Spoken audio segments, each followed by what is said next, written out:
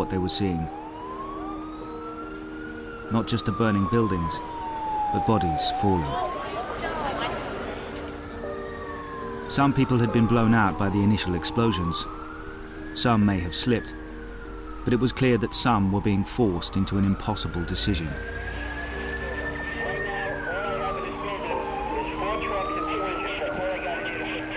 The fire continued to spread, burning up the furniture and office papers and the combustible materials throughout the buildings, and the tower itself became like a chimney, sending the smoke up towards the top of the tower. And as time passed, the situation became desperate. There was a long period of time where people were just, hanging out by the windows, waving things. You saw one man just, waving a long white, is it a tablecloth? It's not clear.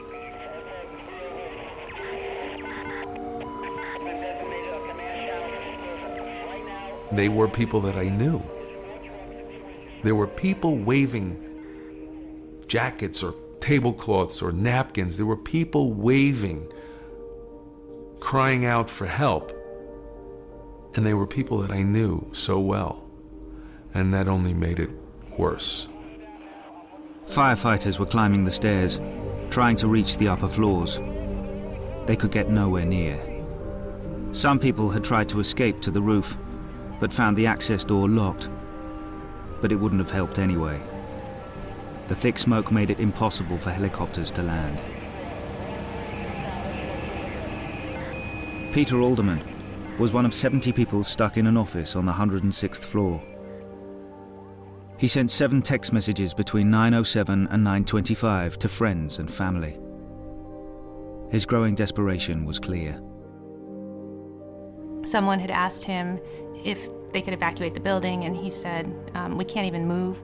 When I spoke to him, he said, no, we're stuck. And I took stuck to be, maybe in a room or something, but can't move. To me, that sounds much, much worse. He said the room was filling with smoke, so, the situation was definitely deteriorating as the minutes were going by. You're able to see more and more people assembling at the windows. As time is passing, not only are they assembled at the windows, but they are stacked upon each other at the windows. Acting, I'm sure, with an irrational search to somehow breathe. Pushing up against the windows and bodies lying upon each other.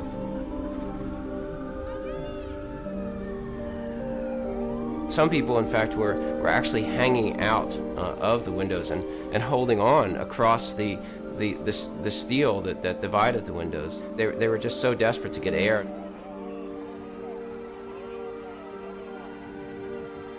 Imagine leaning out of the 109th floor of the World Trade Center. No rational person would ever do that. Holy shit! Oh my God! I didn't jump in! Numerous people jumping. Numerous people jumping.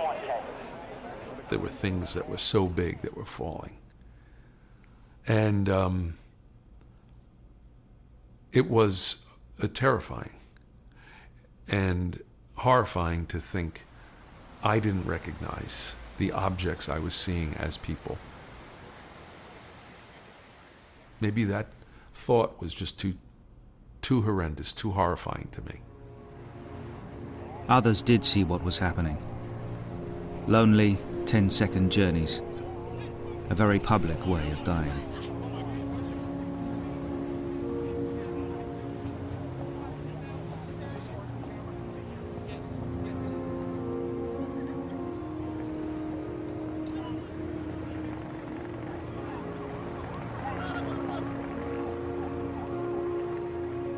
The only visible fatalities in a day that claimed thousands. Clearly we're in the middle of the worst ever act of terrorism directed at the United States on domestic soil, and it may not be over. Sources also telling the Fox News Channel... Thomas McGuinness was trapped just below the crash zone.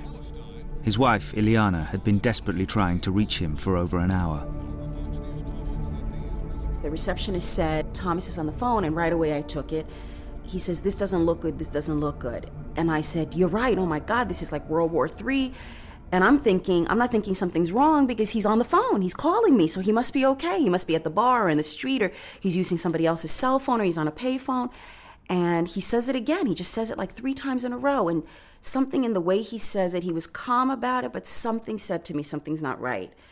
And I started to get nervous, and I got upset too. I was upset, like mad at him, like, are you okay? And he said it again. This doesn't look good. This doesn't look good. And I said, just answer me, yes or no, are you okay? And that's when he said, we're in a conference room on the 92nd floor.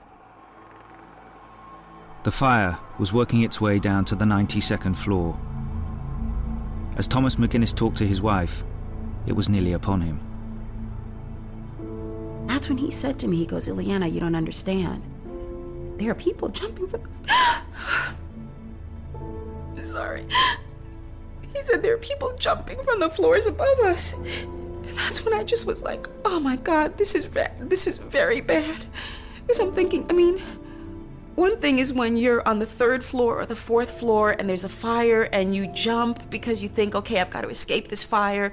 And you think, well, I might survive. I might get broken legs or broken back or, but these people are jumping to their deaths. That's how desperate they are, that they're jumping to their deaths. And I'm just thinking about these poor guys in this room, not for 5 minutes, but for an hour dealing with that. And knowing that something terrible is going on up there and that it's coming down to us too because we can't get out of here. And so I know that for him, it was a goodbye call. But I just wasn't ready to accept that. But I know that it was for him because he said, I love you, take care of Caitlin, who's our little girl.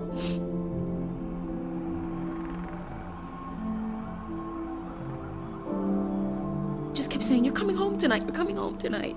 He says, if we get out of here, it's going to be a miracle. And the last thing he said was, I got to get down on the floor. And that's when I lost the connection. And I tried again, but I couldn't get through. There was no dial tone. There was nothing.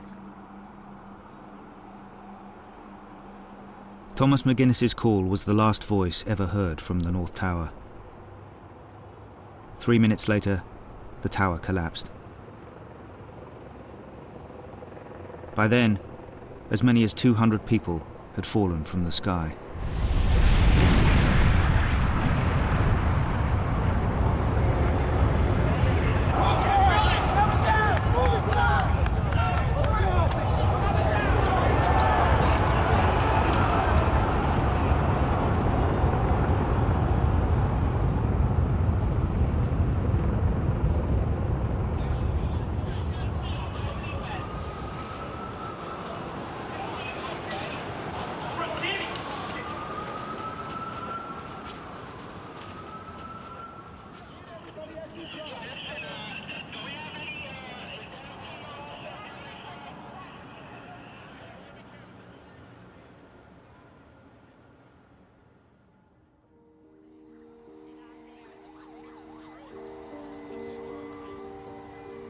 A couple of hours later, the photographer Richard Drew was back at the Associated Press newsroom at Rockefeller Center. He was now methodically working his way through the images he'd shot. You photograph what's there in front of you. You just instinctively take pictures of what's there. So I started looking at the pictures of the falling people. I called one of our senior editors, who was there at the time, over to start looking at the images with me, and I said, I really like this one. It really hits you. It's just something, that certain something that you recognize. I see this not as this person's death, but as a part of his life. There's no blood, there's no guts. It's just a person falling.